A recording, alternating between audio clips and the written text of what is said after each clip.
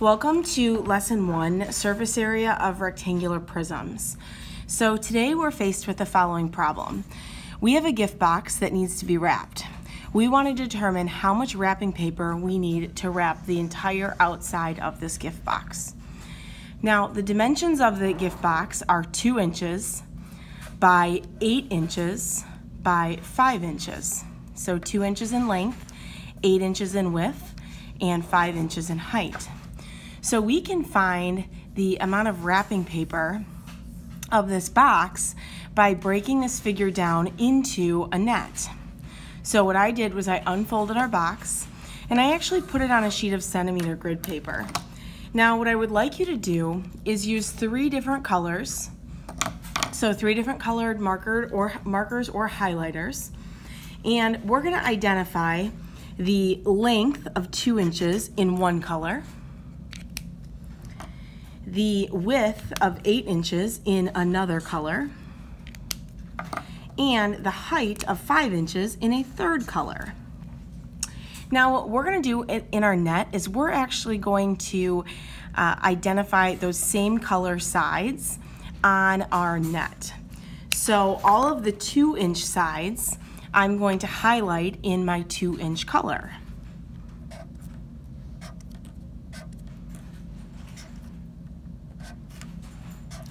And this net is very nice because it's already on a grid, so you know that any of the sides that have 2 squares are going to be your 2-inch sides. Next, we're going to identify the width of 8 inch. So whatever color your 8-inch side is, you're going to use that color to highlight all of the 8-inch sides in your net.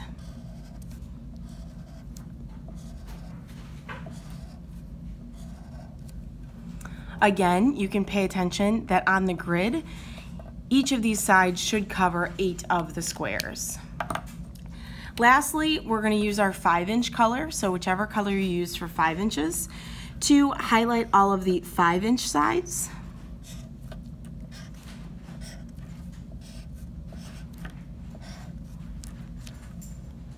All right, now what we're going to do is we're going to actually find the area of each one of these sides to help us figure out how much wrapping paper we're going to need to cover the whole box.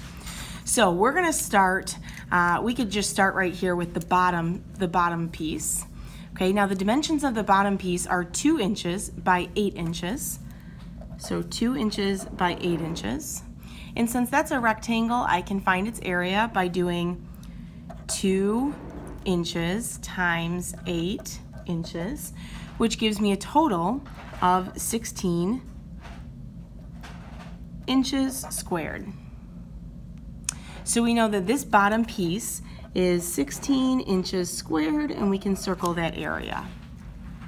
Now, since this is a box, if the bottom is 16 inches squared, so is the top. So what we're going to do is we're going to add 16 inches squared onto the top as well. It's hard to see that I wrote it there. I'm just going to go ahead and write out my equation again. 2 inches times 8 inches equals 16 inches squared. So we found the bottom of our box and the top of our box. Now we're going to find the front of our box and the back of our box. So I know my orange side is 5 inches. My pink side is 8 inches. Your colors may be different, but to find the area of this front side, I'm going to take my 5 inches times my 8 inches, which should equal 40 inches squared because we're finding area, so it's going to be squared. Let's go ahead and label that front side 40 inches squared. Now, if the front of the box is 40 inches squared, we know that the back of the box is actually identical. So the back of the box is also going to be 40 inches squared. Again, we're just going to add the area of the back of the box down here. So 5 inches times 8 inches equals 40 inches squared. Now, we also need to find the left and the right side of our box. So we know the dimensions here are 2 inches by 5 inches.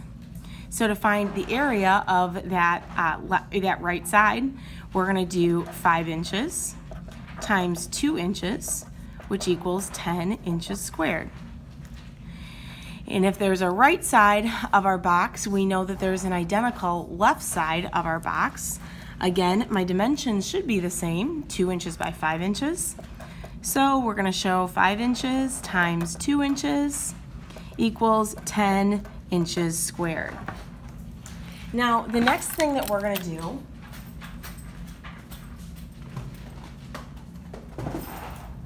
is just add all of the area in our box up, because that's going to give us the total area of the entire box.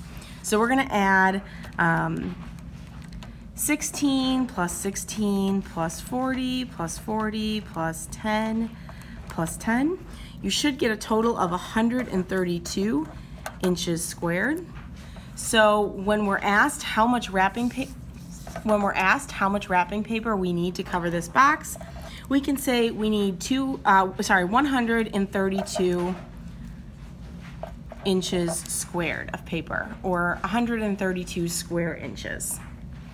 So now we're going to talk, because we actually just found surface area.